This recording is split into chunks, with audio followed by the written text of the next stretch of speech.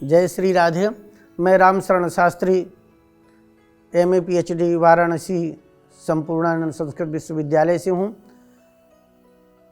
मैं जय माता मंदिर pocket B phase 3 Ashok Vihar से यह पूजन अर्चन का कार्यक्रम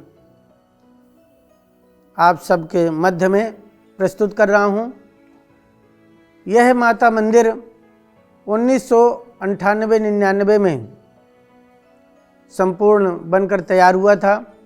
श्री प्रमोद कोहली जी यहाँ के प्रधान हैं और वो बड़ी तन्मयता के साथ में इस मंदिर की देख रेख कर रहे हैं, व्यवस्था कर रहे हैं।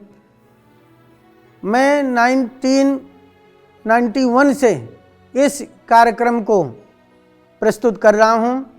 धार्मिक यज्ञ और सभी सनातन धर्म की जो यज्ञ के कार्यक्रम होते हैं, सनातन धर्म के रामायण है, भागवत है, गीता है, उनका यत्र तत्र सर्वत्र कथा प्रवचन करता रहता हूँ।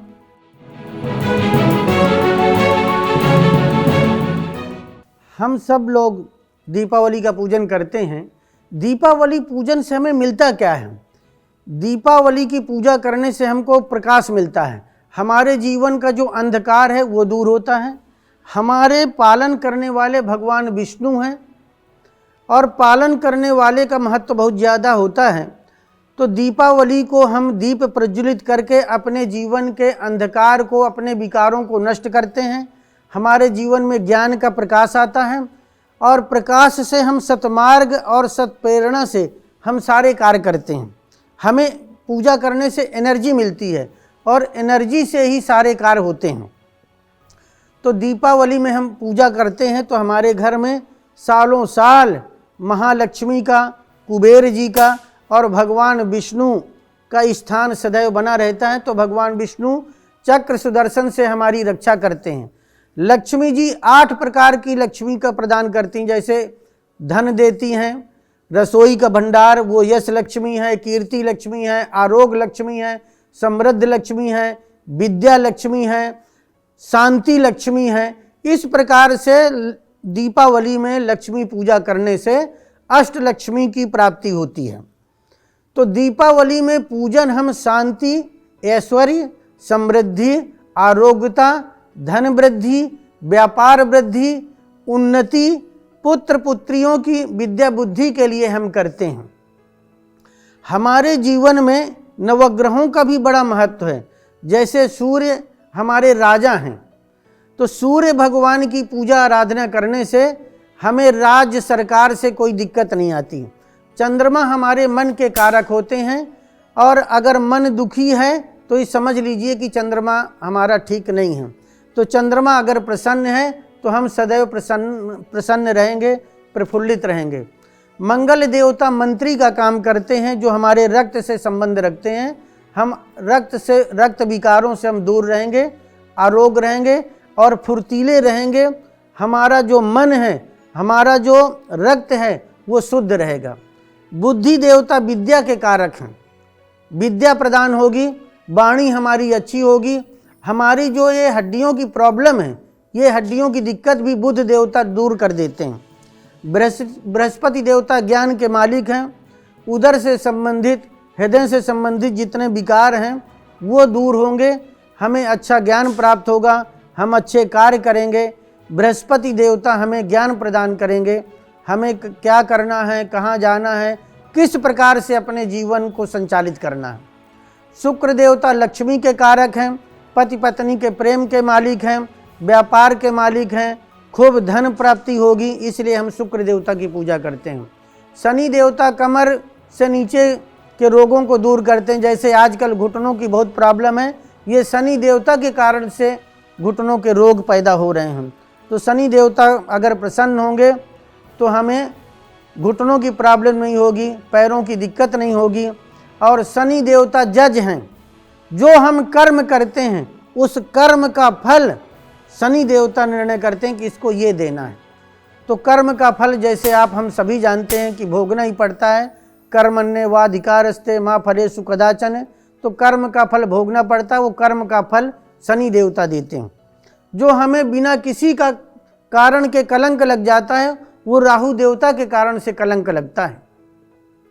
अगर हमारे राहु देवता हमारी कुंडली में अशुभ फल दे रहे हैं तो हमें कलंक लगेगा बिना किसी कारण के।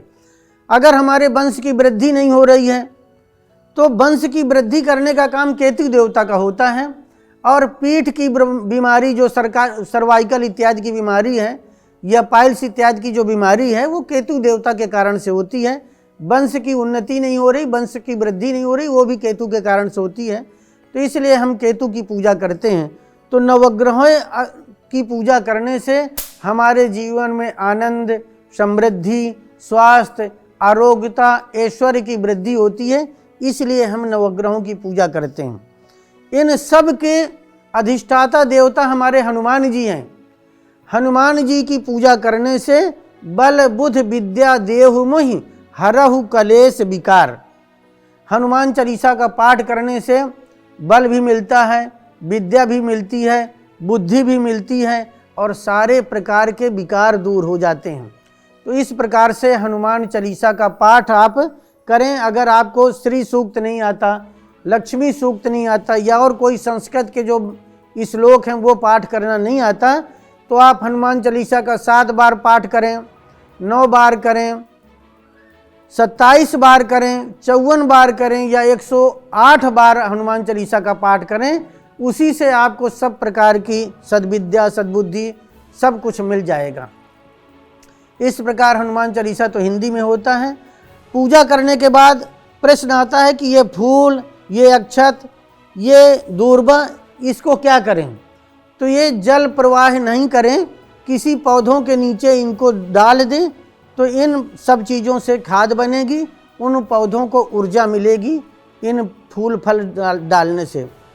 और ये जो फल मीठा आपने चढ़ाया ये आप प्रसाद के रूप में ग्रहण कर लीजिए। तो प्रसादे सर्व दुखा नाम हानिरसोपजायते प्रसन्न चेत सोहासो बुद्धि पर उत्तिष्ठते। प्रसाद सभी दुखों को दूर करता है। पूजा करने के बाद फिर हम आरती करते हैं। आरती करने के बाद फिर हम पुष्पांजलि करते हैं। पुष्प मंत्र आता है तो ठीक, नहीं आता तो आप ऐसे फूल चढ़ा दीजिए। पुष्पांजलि अर्पण करूं, ग्रहण करो महाराज, कृपा दृष्टि अवलोकिए, शरण पड़े की लाज। और फिर जहाँ पर पूजा की जाती है तो वहाँ पर यजमान थोड़ा सा जल डाले अपने आसन पर और उस जल को प्रणाम करे और बोले इंद्राय नमः, शक्राय नमः। और इस प्रकार से पूजन अर्चन करें। दीपावली की आपको बहुत बहुत शुभकामनाएं। आपके लिए, सभी के लिए, संपूर्ण विश्व जनमानस के लिए यह दीपावली मंगलमय हो। जय श्री राधे। जय श्री राधे। सोमवार 24 अक्टूबर 2022 की दीपावली की हार्दिक, संपूर्ण विश्व जनमानस को हार्दिक शुभकामनाएं। दीपावली आप सबके लिए मंगलमय हो। दीपावली की सरल विधि पूजन की क्या है वो हम आपको बता रहे हैं। हमारे घर में ही सब सामग्री होती है, रोली मोली, चावल, फूल, फल, मीठा।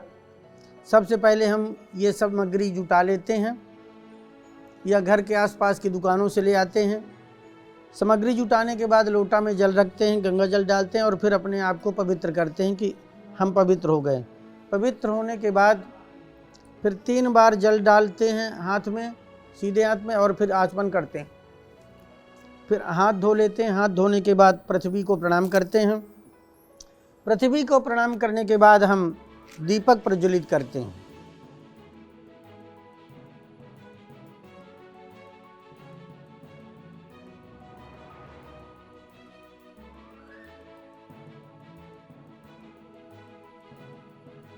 दीपक प्रज्वलित करने के बाद दीपक पर रोली और चावल का तिलक कर देते हैं। रोली चावल का तिलक करने के बाद पुनः हम हाथ धोते हैं। देवताओं की पूजा जब हम करते हैं तो ये चावल हम रंगे हुए हैं रोली से, तो चावलों को रोली या हल्दी से रंग लेते हैं, क्योंकि सफ़ेद चावलों से देवताओं की पूजा नहीं की जाती। सफ़ेद चावलों से पूजा की जाती है पितरों की। हमने ये रोली से चावल रंग लिए। चावल पुष्प लेकर के गणेश जी का स्मरण किया। गजाननं भूत गणादि सेवितं कपित्थ जम्बू फलचारु भक्षणम उमासुतम शोक विनाशकारकम नमामि विघ्नेश्वर पाद पंकजम। मंत्र आते हैं तो आप मंत्र बोल लीजिए, नहीं तो गणेश जी को अक्षत पुष्प छोड़ दीजिए। अक्षत पुष्प गणेश जी को छोड़ने के बाद 4 बार गणेश जी को स्नान कराते हैं हम। स्नान कराने के बाद फिर हम पंचामृत चढ़ाते हैं। पंचामृत के बाद फिर जो है ना हम जल चढ़ाते हैं। जल चढ़ाने के बाद वस्त्र के रूप में हम ये मोली गणेश जी को चढ़ाते हैं। गणेश जी को मोली चढ़ाते हैं। मोली चढ़ाने के बाद गणेश जी को हम जनेऊ पहनाते हैं। जनेऊ सफ़ेद है तो इसमें हमने रोली लगा लिया। जनेऊ के बाद फिर हम जल छोड़ते हैं। जल छोड़ने के बाद गणेश जी को हम रोली का तिलक करते हैं। तिलक के बाद अक्षत छोड़ते हैं, पुष्प छोड़ते हैं, पुष्प माला है वो चढ़ा देते हैं।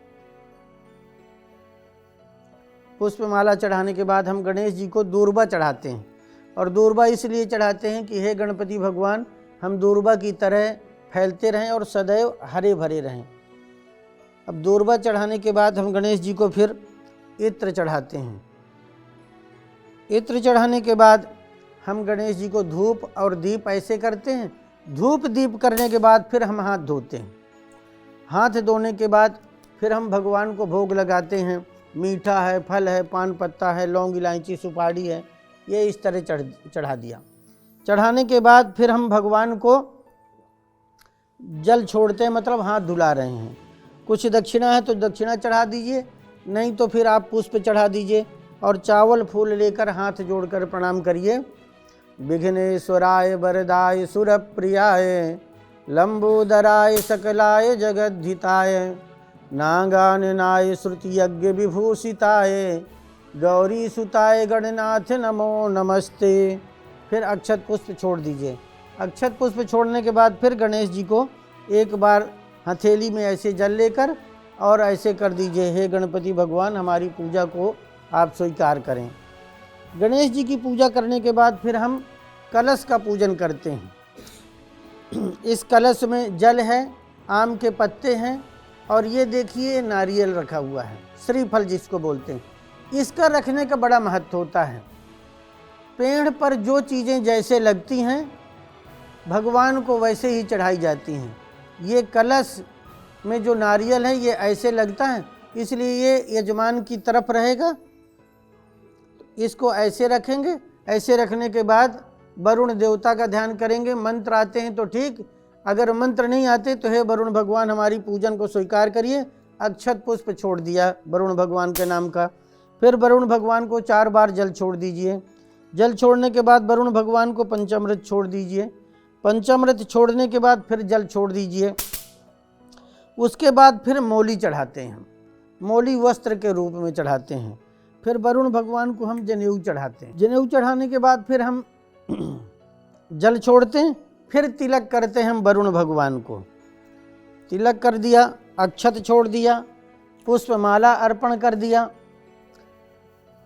पुष्पमाला अर्पण करने के बाद हमने वरुण भगवान को ये दूर्बा अर्पण कर दी। दूर्बा अर्पण करने के बाद वरुण भगवान को हमने ये इत्र चढ़ा दिया। इत्र चढ़ाने के बाद धूप दीप ऐसे सीधा कर दिया। फिर हम धूप दीप के बाद हाथ धोते हैं। हाथ धोने के बाद फिर भोग लगाते हैं। फल है, मीठा है, पान पत्ता, लौंग इलायची सुपारी है, इस प्रकार अर्पण कर दिया। अर्पण करने के बाद फिर हम जल चढ़ाते हैं। जल चढ़ाने के मतलब हाथ धुलाते हैं। फिर कुछ दक्षिणा चढ़ा देते हैं। दक्षिणा चढ़ाने के बाद फिर हाथ जोड़कर हम प्रणाम करते हैं। नमो नमस्ते स्फटिक प्रभाए सुश्वेतहाराय सुमंगलाय सुपाशहस्ताय जशासनाय जलाधिनाथाय नमो नमस्ते। पाशपाणी नमस्तुभ्यम पद्मिनी जीव विनायकम यावत पूजा करिष्यामि तावत तो सुस्थिर भव। इस प्रकार से फिर हमने वरुण भगवान को अर्पण कर दिया प्रणाम करके। फिर एक बार जल छोड़ दीजिए, हे वरुण भगवान आप हमारी पूजा को स्वीकार करें। फिर देखिए जो ओम बना हुआ है, ओम ब्रह्मा विष्णु महेश का स्वरूप है। तो हम ओंकार भगवान का भी पूजन इसी प्रकार से करेंगे। ये जो श्री है ये श्री लक्ष्मी का स्वरूप है।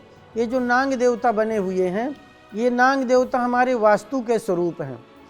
ये जो 16 खाने अलग अलग आपको दिखाई दे रहे हैं ये 16 षोडश मातृकाएँ हैं, 16 देवियाँ हैं। ये हमारे नवग्रह हैं।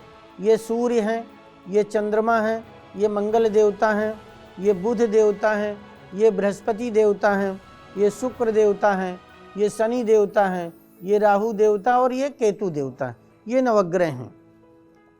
अब ये देखिए, ये हमारे दीपावली है। दीपावली में 4 दीपक चारों दिशाओं में रखे हुए हैं कि चारों दिशाओं में हमारे घर में प्रकाश ही प्रकाश आए। हमारे यहाँ पर ये खील चढ़ाने की प्रथा है। तो जब हम ये खील जहाँ से बनती है, धान बोलते हैं, तो एक जगह बोते हैं, बोने के बाद दूसरी जगह फिर उसको लगाते हैं तो वो फल देता है।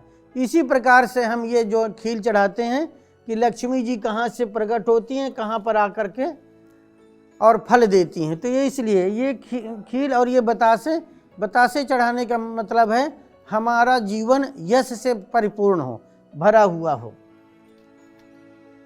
तो ये दीपावली है, चारों दिशाओं से हमारे जीवन में प्रकाश ही प्रकाश आए।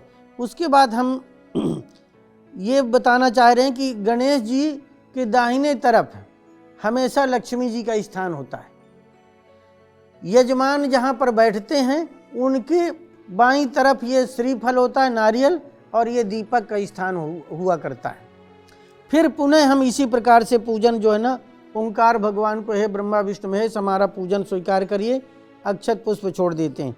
इसी प्रकार हम माँ लक्ष्मी का भी पूजन करते हैं। हे लक्ष्मी माता, हमारे जीवन में सदैव आप धन, आयु, यश, कीर्ति की प्रदान करती रहें। 8 प्रकार की लक्ष्मी होती है। अष्ट लक्ष्मी का पूजन हुआ करता है। अष्ट लक्ष्मी के पूजन के बाद फिर ये जो नाग देवता आपको दिखाई दे रहे हैं, ये वास्तु के स्वरूप हैं। इन नाग देवताओं का हम पूजन करते हैं। नाग देवताओं को पूजन करने के बाद हम ये 16 देवियों का पूजन करते हैं, उनको भी अक्षत पुष्प छोड़ते हैं। इसी प्रकार हम नवग्रहों को छोड़ते हैं, सूर्य देवता को, चंद्रमा को, मंगल देवता को, बुध देवता को, बृहस्पति देवता को, शुक्र देवता को, शनि देवता को, राहु देवता को और केतु देवता को। ये नवग्रहों को हम अक्षत पुष्प छोड़ने के बाद उसी प्रकार क्रम हमारा वही रहेगा। 4 बार जल छोड़ते हैं हम। 4 बार जल छोड़ने का मतलब होता है, पहली बार में हमने उनके पैर धोए, दूसरी बार में हमने उनको अर्घ्य दिया, तीसरी बार में हम उनको आचमन कराते हैं और चौथी बार में देवताओं को बुलाए हैं हम, तो ऊपर से नीचे तक शरीर स्नान कराते हैं। फिर पंचामृत से स्नान कराते हैं। पंचामृत में दूध, दही, घी, चीनी, शहद, ये पंचामृत होता है। तो पंचामृत से स्नान कराते हैं। पंचामृत से स्नान कराने के बाद पुनः फिर हम जो है ना जल से स्नान कराते हैं। फिर सबको हम वस्त्र के रूप में ये मोली हम चढ़ाते हैं। ये मोली वस्त्र के रूप में चढ़ाते हैं। और मोली चढ़ाने के बाद फिर हम एक बार जल छोड़ते हैं। फिर जितने भी जो है ना पुरुष देवता होते हैं उनको हम जो है जनेऊ चढ़ाते हैं। जैसे ये जनेऊ चढ़ा दिया, यहाँ पर नवग्रहों में चढ़ा दिया। जहाँ जनेऊ चढ़ाते हैं एक बार जल छोड़ते हैं। फिर क्रम वही रहता है, सबको तिलक करना, तिलक के बाद अक्षत चढ़ाना, अक्षत के बाद माला अर्पण करना। ये देखिए, ये माला हमने फूल अर्पण कर दिया।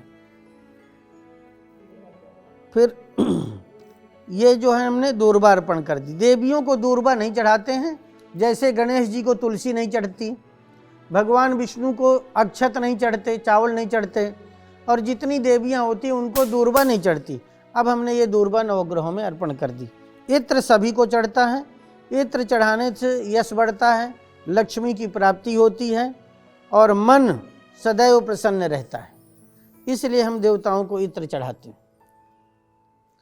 इत्र चढ़ा दिया और इत्र चढ़ाने के बाद फिर पुनः धूप और दीप ऐसे कर दिया। धूप दीप करने के बाद हाथ जरूर धोते हैं। हाथ धोने के बाद सभी को भोग लगाते हैं। ये फल है, मीठा है, पान पत्ते हैं, लौंग, इलायची, सुपारी है। ये महालक्ष्मी को अर्पण कर दिया हमने। ये हमने वास्तु देवता को अर्पण किया। ये हमने 16 देवियों को अर्पण किया और ये हमने नवग्रहों को अर्पण किया। मतलब हमने भोजन कराया, भोग लगाया। उसके बाद हम जल छोड़ते हैं। जल छोड़ने के बाद हमने कुछ दक्षिणा चढ़ा दी और दक्षिणा चढ़ाने के बाद फिर हम हाथ जोड़कर प्रणाम करते हैं। दक्षिणा तो इसलिए चढ़ाते हैं कि पूजा पाठ में सामान चढ़ाने में जो कमी रह जाती है उसकी पूर्ति करती है दक्षिणा। फिर हम भगवान नारायण को प्रणाम करते हैं। मंत्र आता है तो मंत्र बोलिए। शांताकारम भुजगशयनम पद्मनाभम सुरेशम विश्वाधारम गगन सत्सम मेघ वर्णम शुभांगम लक्ष्मीकांतम कमल नयनम योग विद्यागम्यम वंदे विष्णु भवभय हरणम सर्वलोकैकनाथम।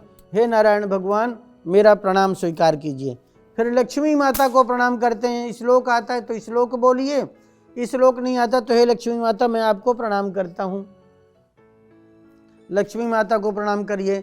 इसी प्रकार वास्तु देवता को प्रणाम करके अक्षत पुष्प छोड़ दीजिए। इसी प्रकार 16 देवियों को प्रणाम करिए। अगर कुछ नहीं है मंत्र आते ज़्यादा तो सर्व मंगल मांगल्ये शिवे सर्वार्थ साधिके शरण्ये त्र्यंबके गौरी नारायणी नमोस्तुते, यही मंत्र बोलकर प्रणाम कर लीजिए।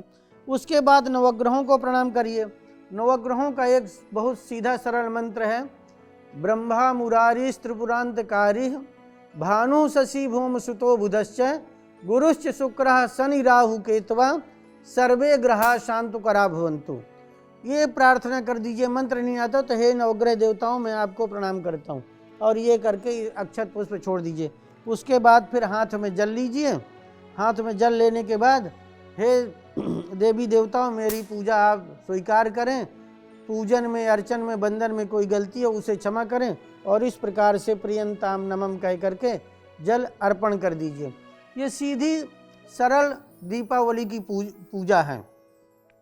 इस बार दीपावली शाम को अमावस्या 5 बजे आ रही है 24 अक्टूबर को, लेकिन पूजन के जो मुहूर्त हैं वो प्रातः काल से ही प्रारंभ हो जाएंगे। सोमवार का दिन है, प्रातः काल 7:30 से 9 बजे तक राहु काल रहेगा। यद्यपि राहु काल में कोई नया कार्य शुरू नहीं करते, तो हमारे जो महालक्ष्मी का जो पूजन है वो 9 बजे से प्रारंभ होगा और 1 बजे तक चलेगा। वृश्चिक लग्न है, धनु लग्न है, मकर और कुंभ लग्न है, इन लग्नों में पूजन होगा। फिर मीन और वृष, मिथुन और सिंह लग्न ये सायंकालीन 3 बजे से प्रारंभ होंगी। गोधूली बेला का बड़ा महत्व है। जैसे शाम को 5:30 बजे के बाद से गोधूली बेला प्रारंभ हो जाएगी, उस समय पूजन का बड़ा महत्व है। सिंह लग्न जो इस बार रात्रि को 1:21 से प्रारंभ हो रही है, सिंह लग्न में पूजा पाठ का बड़ा महत्व है। यदि आपको मंत्र आते हैं तो मंत्रों के द्वारा पूजा कराइए, या ब्राह्मण को बुला करके पूजन कराइए। ब्राह्मण को नहीं बुला सकते तो घर में जो पूजन की सीधी सरल सामग्री होती उससे आप पूजन करें। भगवान भाव के भूखे हैं तो भाव से पूजन करिए, आपका भाव ही फलदायक होगा। तो यह दीपावली 24 अक्टूबर 2022 की आप सभी को मंगलमय हो। आप सभी स्वस्थ रहें, दीर्घायु रहें, आरोग्य रहें, समृद्धिशाली रहें। इन्हीं सभी शुभकामनाओं के साथ आपको दीपावली की बहुत बहुत शुभकामनाएं। जय श्री राधे, जय श्री कृष्ण।